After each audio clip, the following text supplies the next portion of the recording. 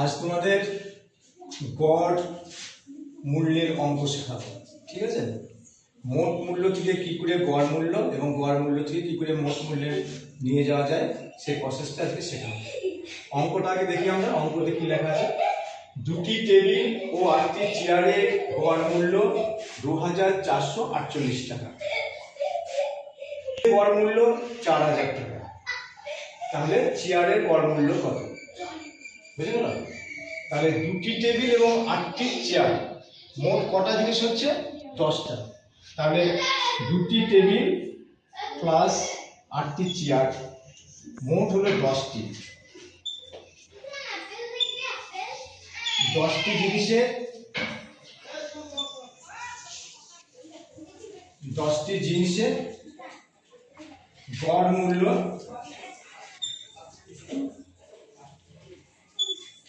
লেখা আছে আমাদের 2448 টাকা। গড় মূল্য এক এক মানে হলো এক একটির মূল্য। তাহলে এই 10টি জিনিসের মোট মূল্য কত হবে? মোট মূল্য হবে 2448 গুণিত 10 সমান কত হবে? একটা খালি শূন্য লাগিয়ে দেবো। 2448 এর সঙ্গে একটা খালি শূন্য লাগিয়ে দেবো, তাহলে হলো 24480। 244080 টাকা। এটা বোঝা গেল? এবার আরেকটা বলেছে কি, টেবিলের গড় মূল্য 4000 টাকা। টেবিল মানে কটা আছে? দুটি টেবিল। দুটি টেবিলের গড় মূল্য, দুটি টেবিলের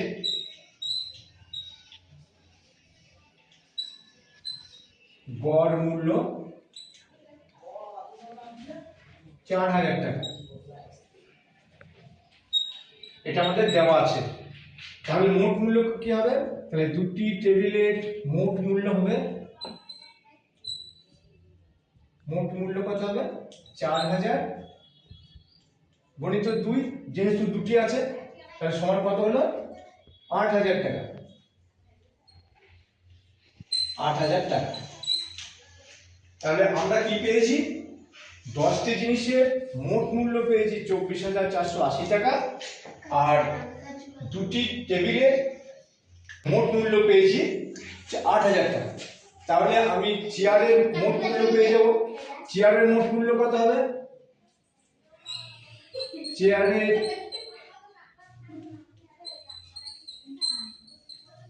মোট মূল্য হবে, এই যে 24480 থেকে আমি যদি 8000 টাকা বাদ দিয়ে দিই, 24480 টাকা বিয়োগ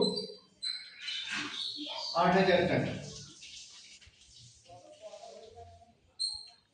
এটা আমরা কি পেলাম? চেয়ারের মোট মূল্য পেলাম। চেয়ারের মোট মূল্য পেলাম কত? এটা বাদ দিলে হবে 16480 টাকা। 16480 টাকা এটা পেলাম আমি, মোট মূল্য পেলাম। এবার আমাদের বের করতে কি হবে? গড় মূল্য। চেয়ারের গড় মূল্য বের করতে হবে। তাহলে গড় মূল্য বের করতে গেলে কি হবে? দুটি চেয়ারের গড় মূল্য, গড় মূল্য কত হবে? এই 16480।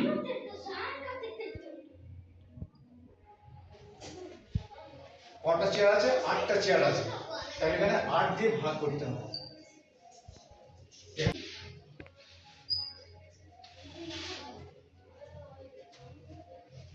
তাহলে 8টি চেয়ারের গড় মূল্য কত হবে? 16480 ভাজিত 8 সমান এটা কত হবে? 2060 টাকা।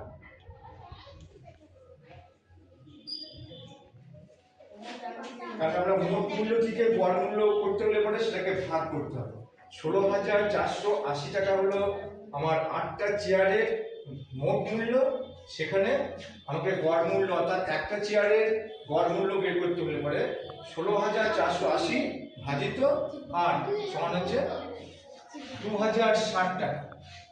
এইবার আমরা গড় মূল্য থেকে মোট মূল্য এবং মোট মূল্য থেকে গড় মূল্য কিভাবে নিয়ে যাওয়া যায় সেই প্রসেসটা দেখলাম।